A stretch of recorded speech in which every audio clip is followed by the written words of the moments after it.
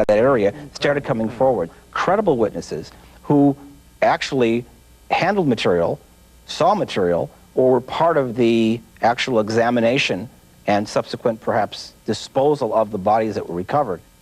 A lenda do disco de Roswell e dos corpos alienígenas alastrou-se pelos anos. Até hoje é um ícone do suposto disfarce para encobrir a existência de OVNIs. Russ Estes é produtor de documentários e estudou o caso Roswell.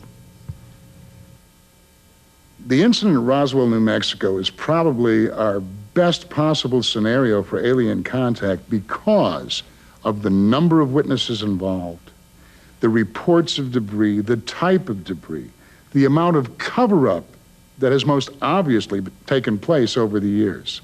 It keeps drawing us back to Roswell 50 years later saying, you know, this is the one that requires the hardest look. Natural de Roswell, Frank Rowe recorda as impressões do pai sobre o acidente. He was so excited he couldn't hardly talk. He told us that they had gotten a call that morning. They thought they were going to go out to a plane crash. And when they got out there, what it actually was a crash of a flying saucer. And he said that when they arrived, there was one little person that was still walking around outside of the craft, and two that they knew were dead because they had already been covered over and wrapped up in what he called body bags. They all knew the sadness. They could feel the sadness that this little person had over losing the companions. And the person told them that they couldn't help in any way. So they had only been there just a few minutes when the military arrived. And after the military got there, they chased them away. The problem now is that it's half a century old. And we're left with this question as well, how good the memory is, how much is being distorted, how much are we leading their memory? And there's no way to really tell at this point what's totally objective, what's subjective, except the few people who were directly threatened by the military and told that if they divulged what they had heard or what they had seen, their bodies would be found, or their bleached bones would be found decades later under the sands in New Mexico. Something happened at Roswell. Best guess that we have found was contact by an alien craft. If someone were looking at us, looking for a signal, in 1945, 100 miles from Roswell, a signal was set off. It was called the atomic bomb. After that, the only place in the world where rockets were being launched into space was right outside of Roswell. Atomic testing continued right outside of Roswell. The only nuclear strike base in the world was at Roswell. Beacons, lots of beacons. So consequently, there's the place to look. De acordo com pessoas do lugar, o disco de Roswell e os corpos dos alienígenas foram levados para uma base secreta perto de Groom Lake, Nevada, conhecida como Área 51. A Força Aérea nunca confirmou a existência desta base, mas ela é famosa mesmo assim. Interessados vão para picos distantes a fim de avistar aeronaves incomuns, realizando manobras como as dos OVNIs. A bright object is being spotted right there, suddenly. There have been rumors for more than 20 years that the government has acquired either partially destroyed or intact UFOs that have either been captured or given to us through some mechanism. There have been a lot of unusual aeroforms seen, videotaped, photographed in the area that display behavioral characteristics, meaning flight dynamics, which are highly atypical of fixed-wing or rotorcraft, producing high-G maneuvers and sudden shifts in directional attitude that aircraft we know of today cannot duplicate. We don't have any hardware, we don't have any software, we don't have any bodies, so we're left the question is, it's open for conjecture, speculation, and until something more substantial comes forward, there's not much we can do about it. Algo substancial pode já ter surgido. Na primavera de 1961, Robert Dean viu algo sobrenatural no céu. And it was out about 6:30, 7 o'clock in the morning on the West Range, and we were out there because Republic or one of the aircraft companies was preparing to launch a radio-controlled drone. Just about 7:30, I believe it was, somebody started pointing over a little farther to the west. We all turned our head. We looked over there and we saw an absolutely beautiful, what I remember as a metallic object, 200 yards away, roughly 100 feet above the ground.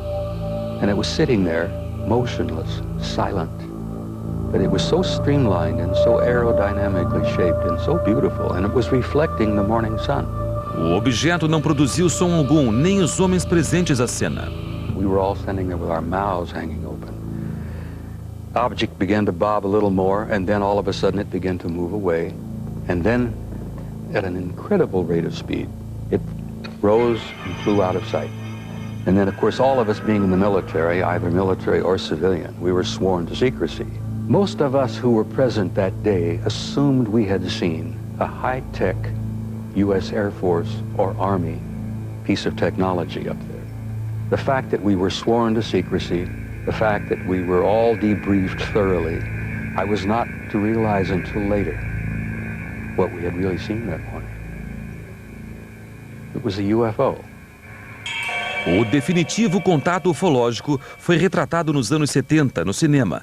Apesar do sucesso comercial, contatos imediatos do terceiro grau não nos aproximou da verdade. O interesse nos OVNIs declinou, principalmente devido à falta de evidências.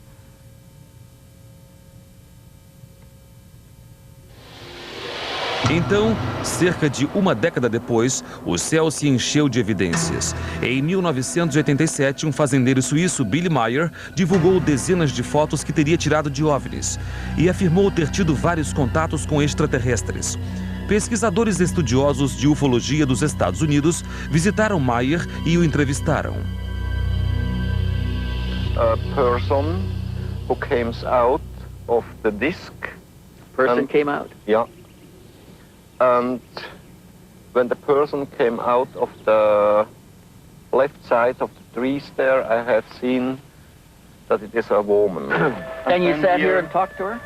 Yeah, then we was talking here for about 1 hour or 1 hour and a quarter, something like that.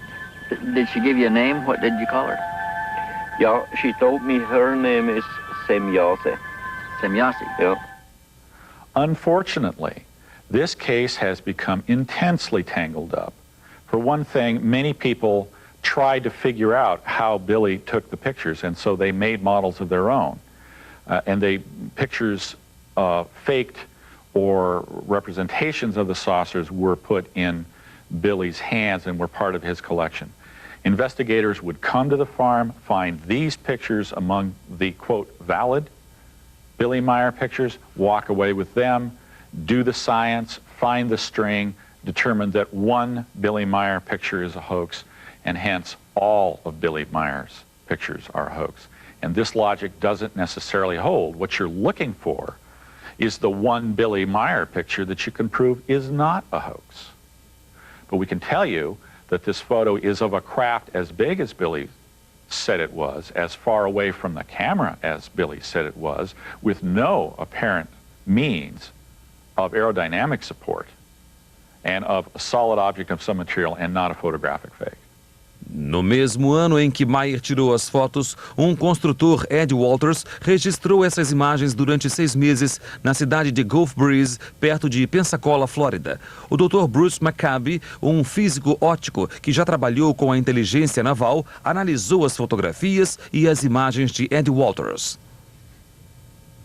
The most important thing about Ed's July 21st video is the presence of a shadow of the UFO on the trees, the tree line on the other side of Santa Rosa Sound. And you can see when the UFO comes into the field of view from the left-hand side, moves over towards the right, reverses and goes back off to the left. At the same time the UFO is moving, you can see a darkening, a shadow that moves along the tree line over to the right, stops, and then moves back to the left again. And that is something that I don't think anyone has ever captured on video before. It's his analysis, and it's been heavily criticized by others in the field because some of it doesn't add up, some of it does add up. They think it was models, and unfortunately, models were found in Ed Walters' old house that generically conformed to the shape of some of the vehicles that were photographed. So here we go again with another case that could be, couldn't be, maybe.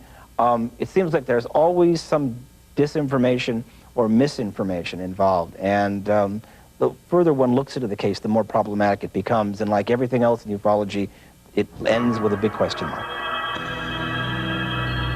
É essa interrogação que impulsiona a busca. Existe alguma prova? Estudando as lendas, ouvindo as fábulas, a resposta parece tão obscura quanto a fonte do círculo de fogo do faraó. Uma coisa está clara. Há séculos, milhares de pessoas de todas as partes do globo afirmam terem visto no céu coisas inexplicáveis. Reais ou não, os OVNIs tornaram-se parte da nossa cultura.